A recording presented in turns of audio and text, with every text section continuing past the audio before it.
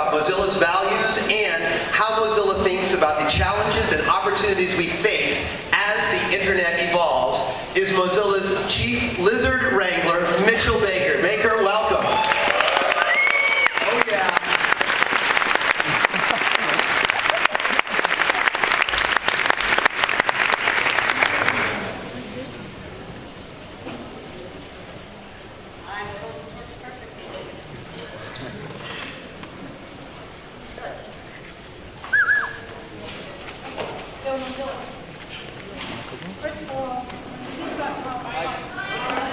Sorry. 2 hands is a little awkward here. Thinking about Mozilla, we do many things at Mozilla. We have many projects, and across all of them, there is a thing that we think of as Mozilla, an approach and a style. So you've seen some of that here today. There are also parts of Mozilla that are not here. So for example, the Firefox work, or the Firefox OS work. There are more hundreds or thousands of people working on Mozilla projects.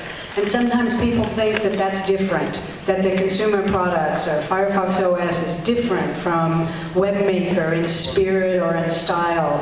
But we aim to have one Mozilla and to have tenets that guide us all together so that our work makes sense and magnifies what each one of us is doing. And so at Mozilla, we are a global community with a shared mission. Sometimes people think, oh, you know, we're a legal organization, we're the foundation, we're MoCo, we're this, we're that. All those legal organizations are irrelevant. The heart of Mozilla is us. The heart of Mozilla is the global community of people who share a common mission.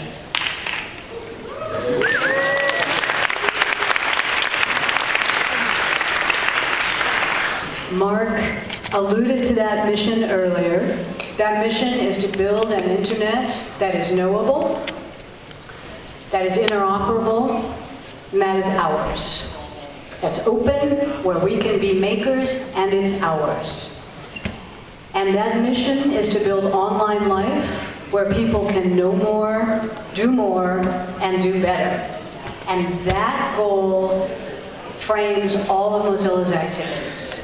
That's why we built Firefox a decade ago.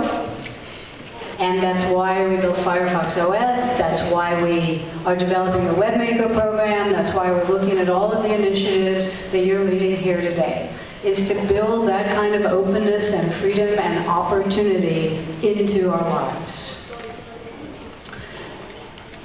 We also share an approach to how we do these things across the different projects. At Mozilla, we build products, we empower communities, we teach and learn, and we shape environments. And sometimes people think, oh, building, that's over on the Firefox OS side. And teaching, that's on the WebMaker side. And we sort them out by project or organization. But the real power of Mozilla is when all of those things happen together. So with Firefox, our first great success, yes, we built the product. We also empowered communities to go out and do things. And most importantly, to do things without having to come back to some Mozilla person and ask permission. Go do. If you share our mission and you share our goals and you share our approach, go do things. That's how we gain real power. That's how Firefox succeeded.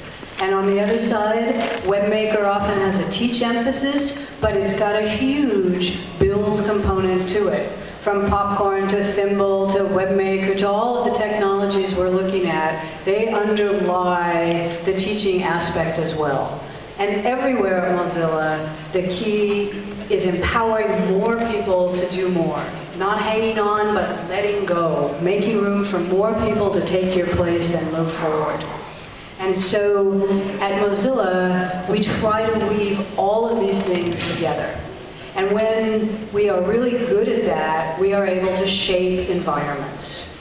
With Firefox, we shaped the computing environment of its era. With Firefox OS, we hope to shape the computing environment of the mobile era. With WebMaker, we hope to shape digital learning, teaching, making by doing. And we continue to look for new areas where we might shape the environment. That's why open science is here. That's why games are here. That's why we have a privacy track that we're looking at. And for example, on the privacy side, we are trying to weave all of these strands together. We build. A few years ago, we pioneered Do Not Track. First ability easily to tell advertisers and tracking sites not to track me. Something like 18% of the people in the UK have adopted that. Same in the US, higher in some places, lower in others. Same time, we adopted a more active policy program at Mozilla. For many years, I was very conservative. It's clear today we need to be active in policy.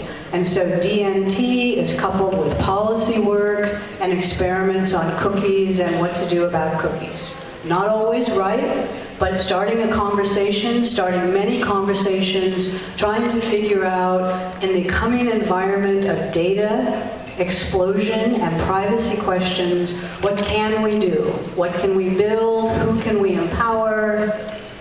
What should we learn? What can we teach? And so in just a minute here, I'm going to hand the stage over to two descriptions in the privacy area where we're trying to start more discussions. First, I'll hand the stage to Camille Francois, who's a cyber war researcher at the Berkman Center at Harvard, and she'll talk a bit about privacy and its relationship to fundamental aspects of life that I at least think of as freedom.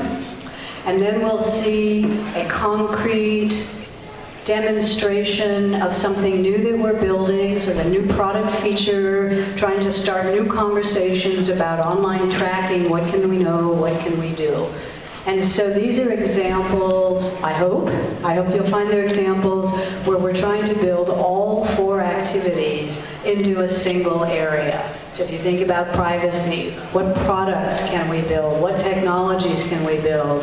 What other communities can we empower to go make change? What do we need to learn? What should we be teaching? And finally, how can we shape the environment so that the data explosion and the privacy concerns move towards a world that's closer to what we want to see? It's that kind of combined activity that has made real success at Mozilla. And so today, tomorrow, and when you leave, whatever you're working on, I hope you can give some thought to where your focus is, whether there's other of those strands that can be woven into your work, and overall, how we empower more people to get more things done. And so with that, I'm going to hand it over to Camille.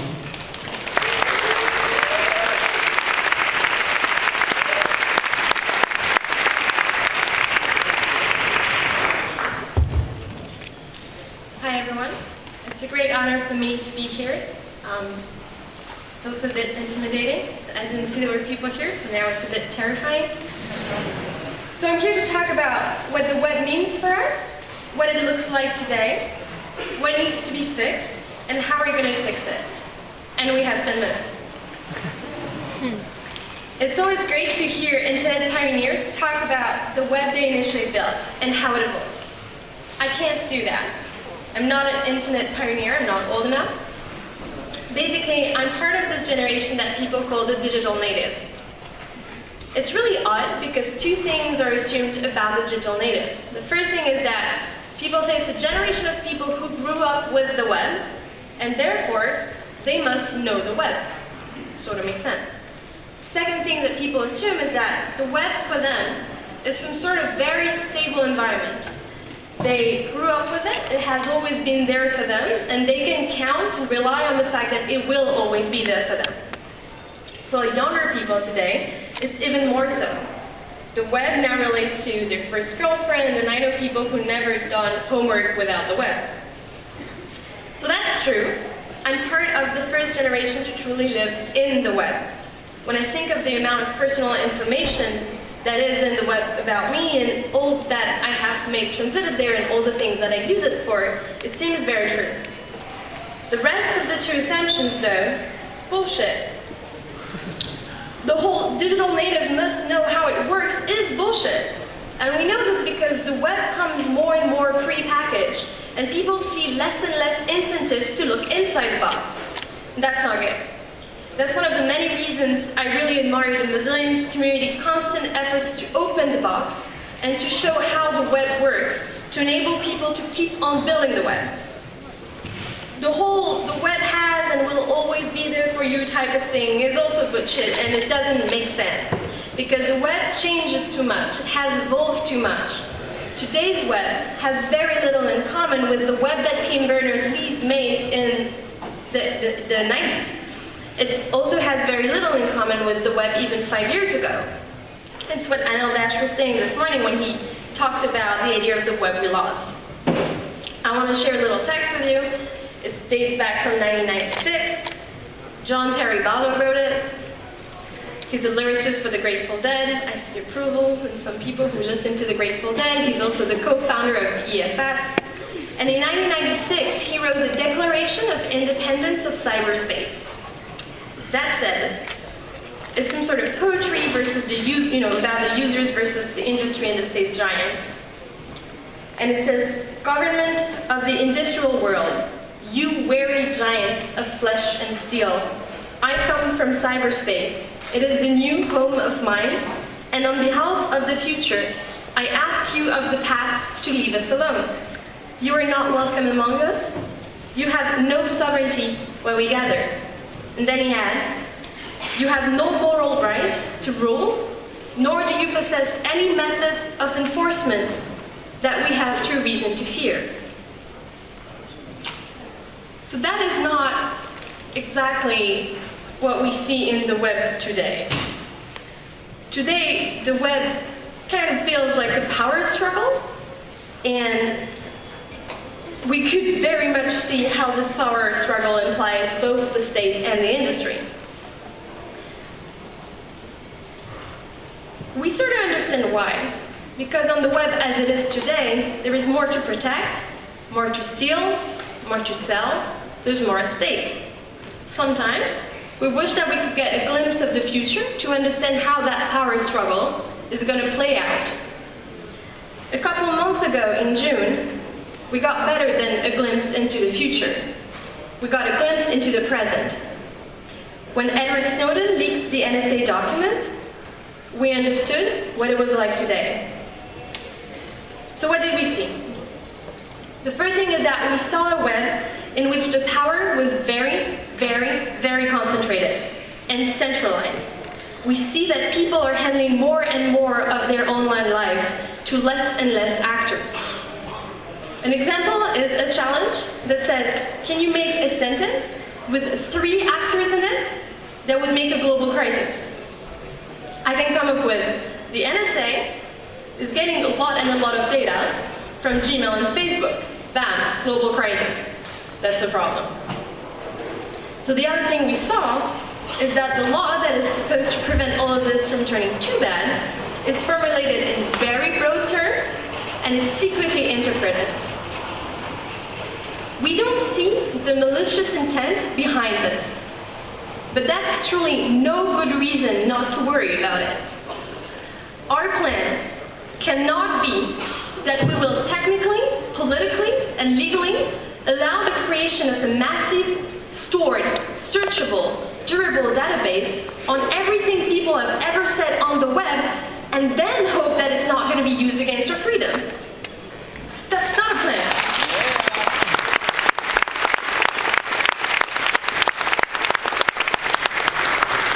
So as of right now, we don't see the scary political project behind it. What we see is a lot of confusion. Confusion is when we step in to have a dialogue. 2 examples of this confusion. The first one is that when people started discussing the general legal framework, the US senators who voted these laws stood up and said, I never voted for such a system. Yeah, you did. They're unable to consider the entire puzzle. They need a view source on democracy. There's a problem here. Another good example of confusion is what happened with Tor. Tor is a software that people use to be anonymous on the internet. On the one hand, 60% of its funding comes from the US government via the State Department. And on the other hand, the NSA spends a lot of effort and funding into breaking it. They circulated a presentation called Tor Stinks, official name of the document. It's on the Guardian website now. And then they really try to break it. And then they complain about Mozilla effortlessly fixing it in software updates. It's true.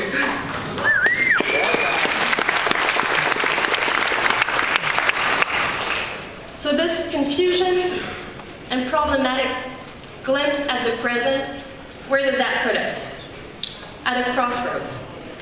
We got a glimpse of the present, and it is now our duty to say that does not look like the future we want. That does not look like a net respectful of the principles we hold as sacred. Often, people say that democracy is like plumbing. Why? Because you only care about plumbing when there are really bad smells. Democracy in our information society doesn't smell so good right now. And we need some plumbing. Mozillians, we are the great and heroic plumbers of the information society. Yeah. Plumbers doesn't sound sexy, I know. We can also say the architect, the painters, the evangelist, the priest, or whatever. What I mean is that this community is in good shape to address these problems. It's well equipped with our knowledge, our motivations, and our values. We talk about privacy, but truly, it's about freedom in general. It's about democracy. What is that thing that we call privacy? Privacy is a fundamental right. We know this because it's in many constitutions. It's in the Universal Declaration of Human Rights. It's in the European Convention of Human Rights. But truly, in our information society, privacy is the thing that enables a lot of fundamental freedoms.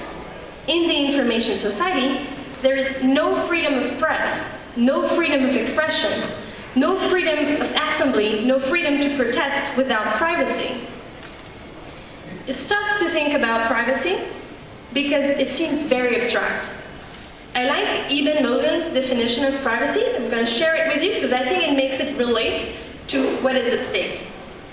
It has three components. It says privacy is truly three different things: secrecy, anonymity, and autonomy.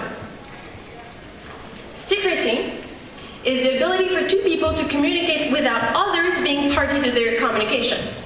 Secrecy is it's what we're being creeped out about when we say, stop watching us. That's secrecy problem. Anonymity is the ability to communicate without the source or the recipient being known. Anonymity is what the journalists and the activists say they need to do their work, to bring their contribution to society. The last part is autonomy. Autonomy is the ability to control who knows what about you and who holds data about you. This morning we had a bunch of discussions about privacy, and someone said to me, I'm very alarmed when I think that someone has all this data about me, and maybe someone knows more about me than even myself. And I don't know how this data is going to be used. I don't know if I am going to be manipulated, and that freaks me out. That's autonomy. It has consequences on our free choices. It has consequences on our democracy. This is why ultimately we talk about privacy, but truly it's about freedom. It's about our democracy.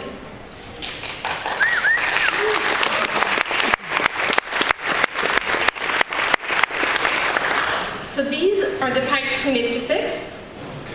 There are at least three different types of fixes. And every single thing we do for these pipes and in these fixes is a step in the right direction, and it is the right time to take it. Together here at mozfest is a great venue to do that together. The first is the technical solutions. And Mozillians are so good about this. It can be implementing privacy in the system. It can be a system revealing the privacy issues. There are many technical solutions we can come up with together. The second is policy. Is the shaping the environment part of the problem. Really, we talk about new technologies and we talk about these new problems, but the technologies are not so new. And truly, it's old principles, old wisdoms, old problems. In the past, people have stood up and said, it's not because states and industries have new powerful technical abilities that they should use them. We have been through that as a society dialogue. This is how we got to nuclear non-proliferation, for instance. So we need to shape that policy debate. And as I'm speaking right now, there's a massive rally in Washington, D.C. of the Stop Watching Us campaign. That's part of the shaping. The third part is education. This morning, someone asked a tough question. This person said, I have a 9-year-old kid, probably using Facebook and Gmail. What do I tell her? That's a great question. People fear it's going to be complicated because privacy, it's technical, it's legal, it's everyday life, but it's also a state matter, and it's also an international matter. But these are also challenges we can and we have tackled in our society. For instance, today, I don't know many kids that are 9 years old that can talk about the international legal framework for sustainable development. Anyone? No 9-year-old kid who want to stand up to talk about this? Though what I know is a lot of 9-year-old kids that can talk about pollution and why it's bad. We have been able to translate complicated modern issues in our education, and we have been able to communicate that to kids. It's so important because kids are 20% of humanity and 100% of the future. And together as a community, we can communicate this complicated value and create a generation that will preserve freedom in the information society.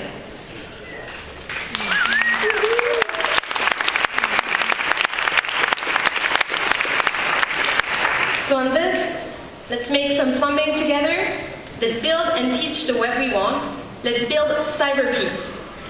I was part of the first generation to live in the web, and I would like to be part of the first generation to truly see it at peace.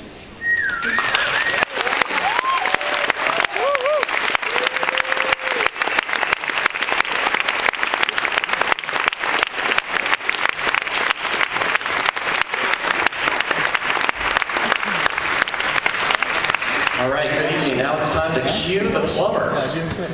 We are here to reveal the next release of a Firefox add-on called Lightbeam. And so my name is Alex Fowler. I work on privacy and policy at Mozilla, and this is my colleague Dee Elza. So I'm just going to say a few words to kind of set up what Lightbeam's about, and then Deeth is going to give you a live demo, which we really have fingers crossed will work. So I think as you heard from Mitchell and from Camille, this is really a watershed moment for privacy online.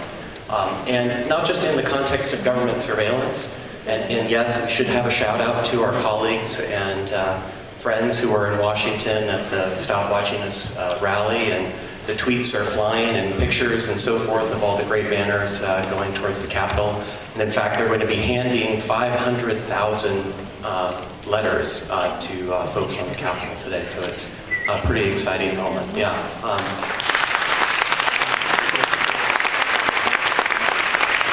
And I'll just say, you know, on the topic of government surveillance, the way that we learn about what's happening, it's rather unfortunate. It's not observable. It's not transparent to us. So we have to have the courage of whistleblowers to bring light to how that type of tracking and surveillance is happening on the web. But that's a critical part of the dialogue. But what we're going to talk about tonight is a different form of online surveillance and tracking, the commercial third-party web. And so the tool that we built, Lightbeam, it's an add-on for Firefox. And what it does is it shows all the connections that the browser makes to first and third-party sites online. And the goal here is to really shed light on how we interact with these sites, not just for our users, but to bring that information together in an aggregate so that developers, the industry, publishers can learn more and understand the diversity of actually how the web works. So I will just say one other thing. I'm not sure if Atul Varma is here. Atul, are you here tonight? All right. So can you stand up for a moment? I just want to recognize Atul because the spark for this project.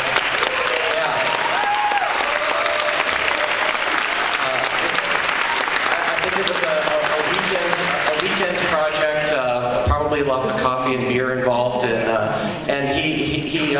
put together the first kind of tool that, for me, when I first saw it, I felt like it was a Wizard of Oz moment. I felt like that curtain had been pulled back and I could see kind of the true inner workings of the web. So that was really the genesis.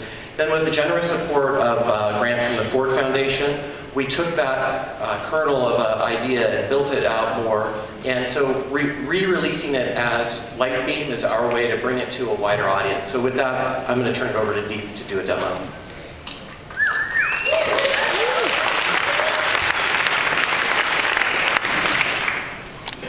The Lightbeam watches what gets loaded without your consent. So when you visit a site like Amazon, we have, the circle is Amazon, where we navigated, and the triangles are other sites that it is loading. Now we can also go to The Guardian.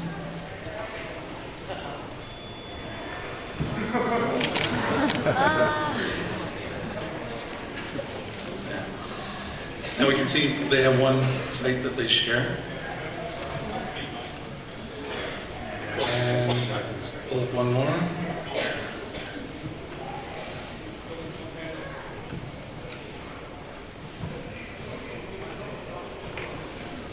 All right.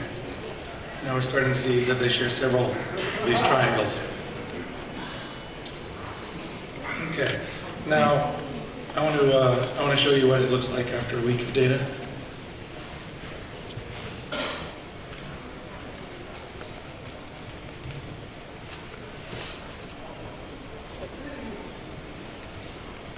Okay.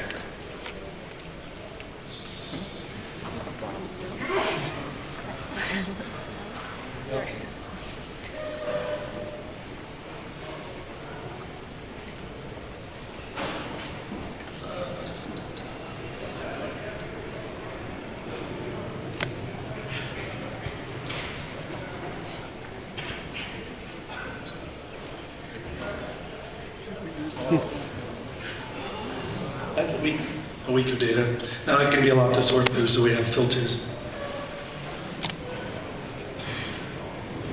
That's just today. The last 10 sites. And just the last thing loaded.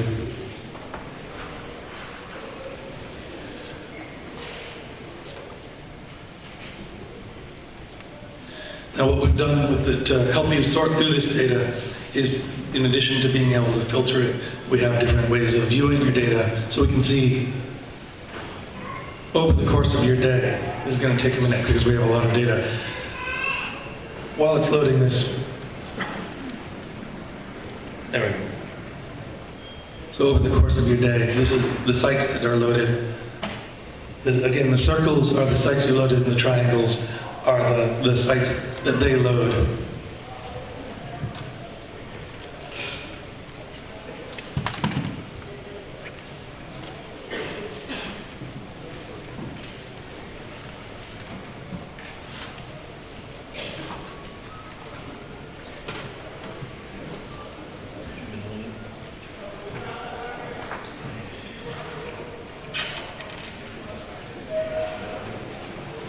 There we go. So you can see which sites were loaded multiple times through your day and what third parties that they've loaded. And we can also get a list view. Which gives you a chance to do a deep dive into your own data. And in the list view, we can also choose to select sites and block them.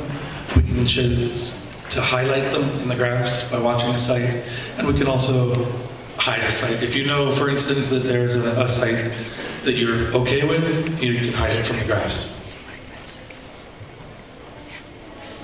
From here, you can also choose to save your data. You can pull it into any program that you want. It's a very simple file format. It's documented on GitHub. All of your data is exportable. It's all transparent. It's all portable. And finally, you can choose to share your data. And we've built a public database that you can share data that's stripped of personal information. goes to building a public database of this type of connection data so that we can use that for research, privacy researchers, data visualizations, and building the next versions of Firefox and policies based on real user information about these types of third-party connections. Thank you.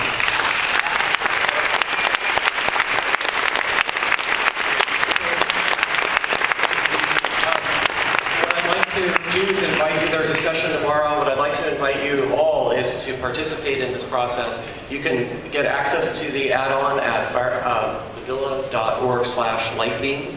You can download it, play with it. You can contribute your information to our aggregate database, and then we really hope that you will hack it, build it, make it better, make it your own, and we get a more community engagement in this topic. So thanks very much. Thank you. Give it up one more time for Camille, talking about our freedom and our privacy. And give it up one more time for Keith and Alex and Atul and all of the plumbers that are helping us think about our privacy and our freedom. And we are all those plumbers, or those evangelists, or those painters, or those artists. That is what we're here to do, and we are a few amongst many. And so that, I think, is what was right about what Camille said. We are at an exciting moment. Sometimes it can be scary, but it also, there's tremendous opportunity in it.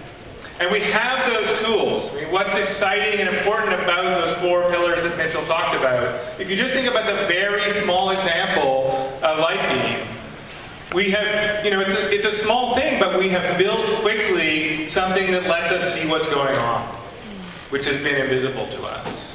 We have it now as a tool where we can go and teach exactly the kind of thing that Camille talked about, where, we can explain this to our children and ourselves.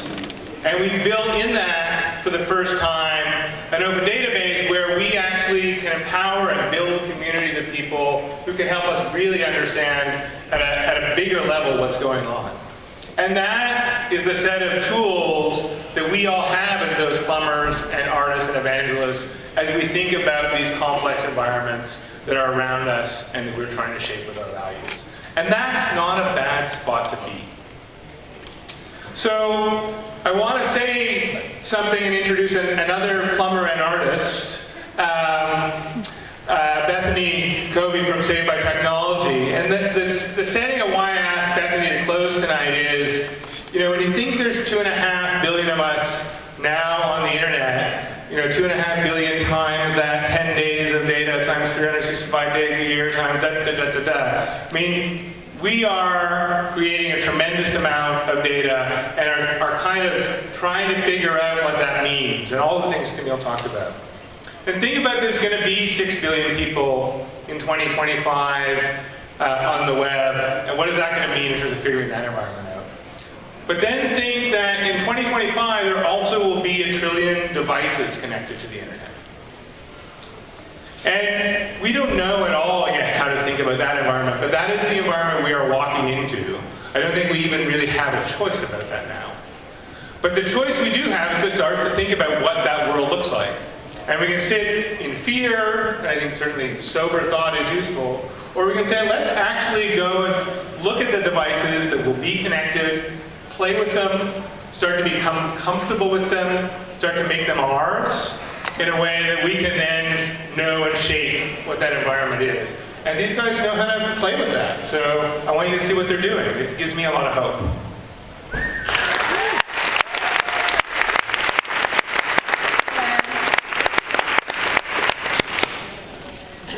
Do the podium thing.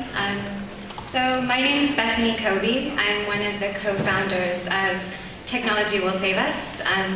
We're a small company, but we have quite big, I think, exciting hopes for the world of physical technology.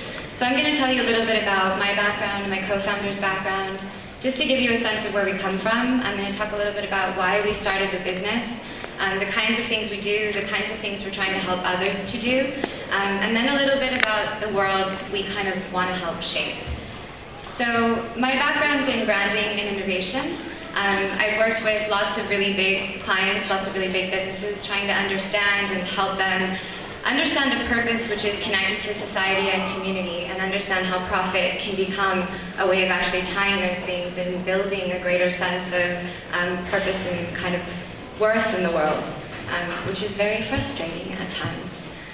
My partner's background is in physical computing, so he builds a lot of large-scale interactive installations, objects, spaces. So our two kind of skill sets combined are really what has created this business. Our story starts in a slightly unlikely place. So my partner is also my partner in life. He's over there. Maybe he's not here anymore. Anyway, we have a 2-year-old. He's probably with him. So it starts in an unlikely place. It starts in a trash can. We live in Hackney, in what we think a very educated, creative community. One day we came home and we found a laptop in our trash can. And as you can imagine, we were shocked and really confused by this kind of lack of understanding. And this really started a kind of conversation. I mean, the computer was in a bag. It had a fresh install of Windows XP. It had a battery. It was just this kind of ridiculous relationship to kind of physical technology. And this conversation started about the fact that we have so much technology in our lives and we don't really understand it. We don't really know what to do with it when we don't want it, let alone actually how to make things with it and be creative with it. And so we set out a challenge to basically, could we start a business that actually addressed some of these challenges, but in a playful, creative, inspiring way. So that's where Technology Will Save Us comes in. We essentially are a haberdashery for technology in everyday life. We're a DIY kit company. We make DIY technology kits that help people learn how to become producers of technology, not just consumers of it. The reason we call it everyday life is because we really want to inspire people to make things with physical technology related to things that they already like doing and themes that they're already interested in. So we design our kits around everyday life themes like gardening and cycling and energy and music and play. We think that it's much more inspiring to actually make tech when it's related to stuff that you like doing rather than just have to learn a skill. So all of our kits are vehicles for education. These are a few of our kits. Each kit has some kind of skill that it's trying to teach, something like soldering, circuitry, or programming, but then making something fun or useful in your life. So the one on the top right is a DIY instrument kit, 15 disparate components. You follow our very beautifully designed how-to manual, and you solder together the components, and you've made a light-to-sound instrument in about an hour. The one on the left is a DIY synthesizer kit, so no soldering. It uses a breadboard, so introducing people to the idea of breadboards, and you make this really lovely synthesizer. On the bottom right is one of my favorites, the Thirsty Plant Kit. You make a moisture sensor out of plaster and nails. It's solar powered, a twist circuit, no soldering, so you can actually twist the pieces together. And when your plant is dry, and LED flashes to tell you to water it. And the one on the left is a DIY speaker kit, solder your own amplifier, and explore the materiality of sound by creating speakers out of all kinds of materials. And in this case, in one of our workshops, someone made one out of a balloon, and it was so inspiring, we now include a balloon in all of our kits. Balloons are fantastic speakers, in fact.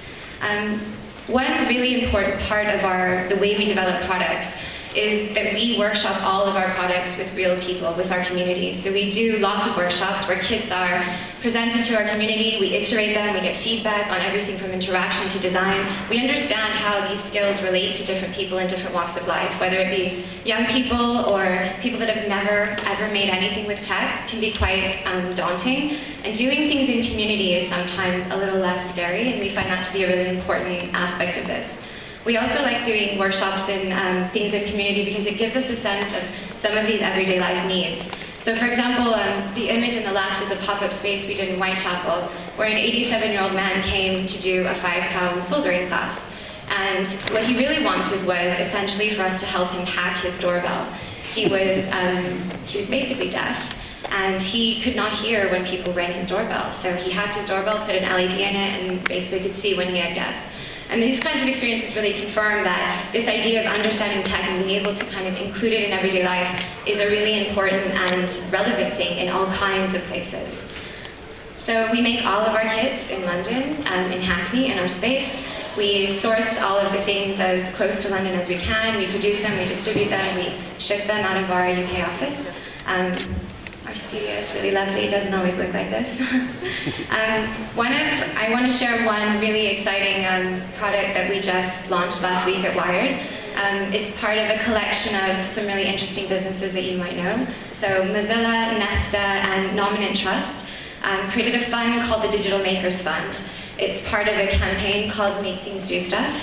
And we applied to this because we've made lots of kits, and young people do use our kits. However, those kits were never designed for young people specifically. So with this fund, what we did is we did a collection of user-centered research with young people. So we obviously wanted to understand, what are young people interested in? What are they doing? What is their everyday life like?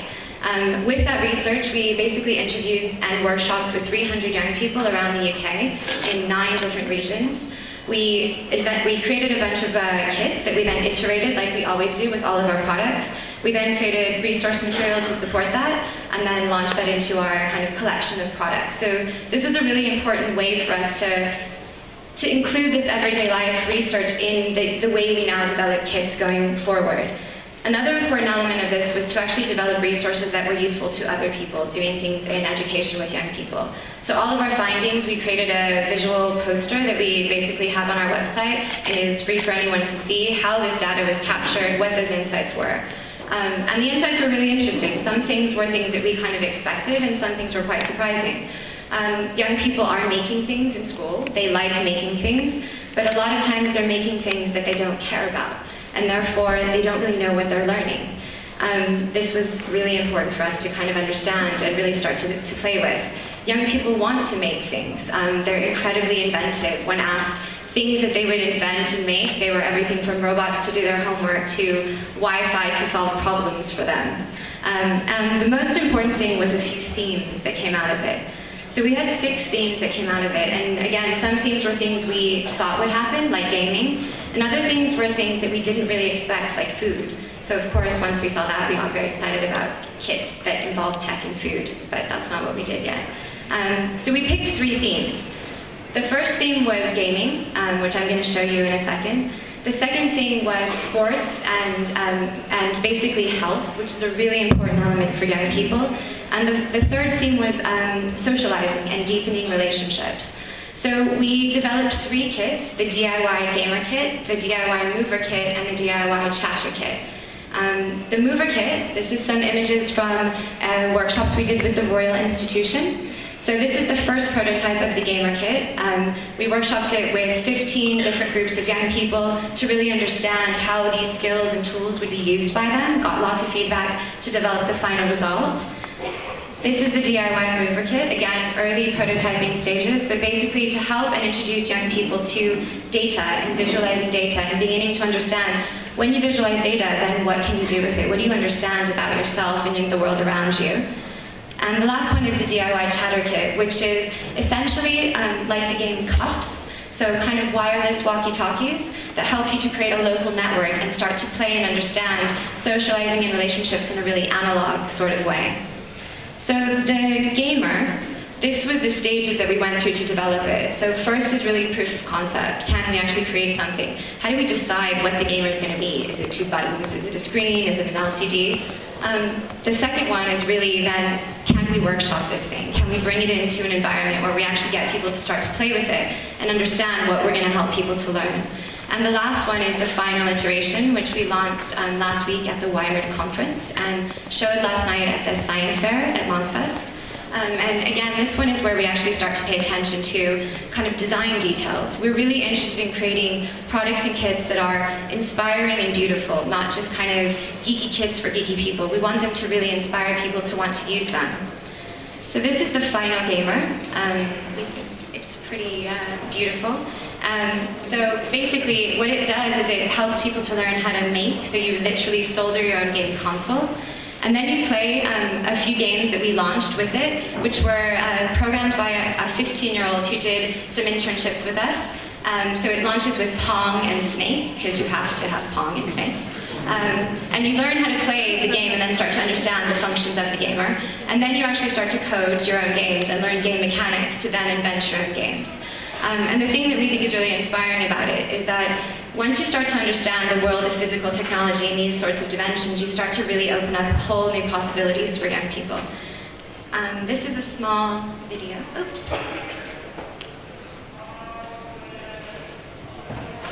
Or not. I think I'm going to skip that.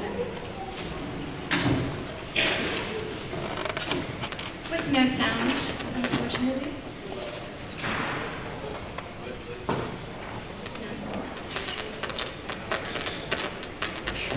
I'm not going to subject you to a soundless video.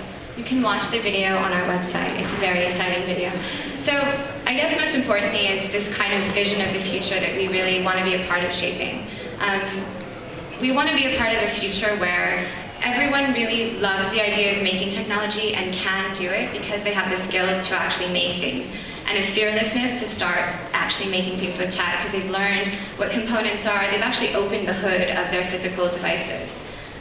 We also want to be a part of a world where STEAM curriculum is being supported and hopefully using our kids and many other businesses like us in the world to really enable young people to start to make with technology, both digitally and physically.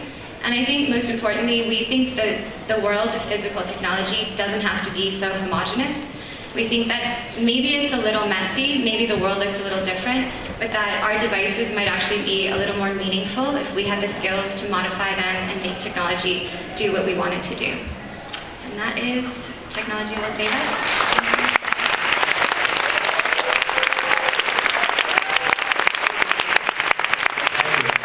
I just got myself a free gamer. Thank you, Bethany, and just one more round of applause for Bethany and Technology Will Save Us.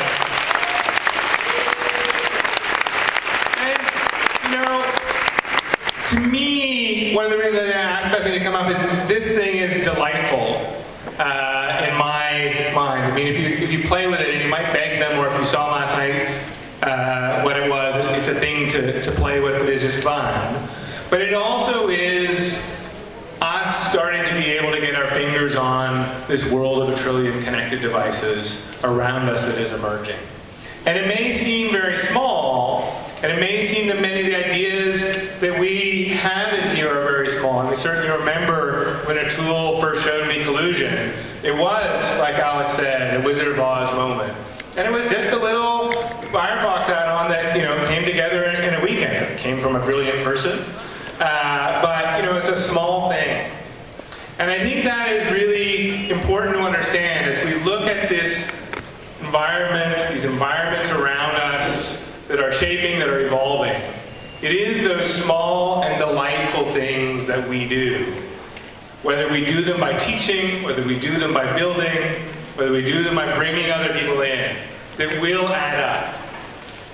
That we can go back to what Michelle said this morning about all of us installing Firefox on somebody else's computer and telling them it's safer, it's more private, it's open source. We shaped what the world thought about the web. We're a big part of the world. And we started a conversation. And so it is those small and delightful things which will, all added up, give us the chance to really shape where things go in the future. And so I would actually just ask, how many people started to build something today? Just put your hands up. And how many people learned or taught something? Keep your hands up if you were building. And how many people met somebody new and became a deeper part of this community that we're growing? The small, yeah! Thank you, Gunnar, for the reminder. That's what we are doing here. It is the small things we have begun to build, to teach, and the connections with each other that'll let us do really exciting things in the coming year and the coming years. So as you go and get some free preparation, which I will give you some instructions on momentarily, remember and keep talking to those people about those things you started to build and learned and taught, and think about how you use the precious 8 hours we have together again tomorrow to dig a bit deeper, to plan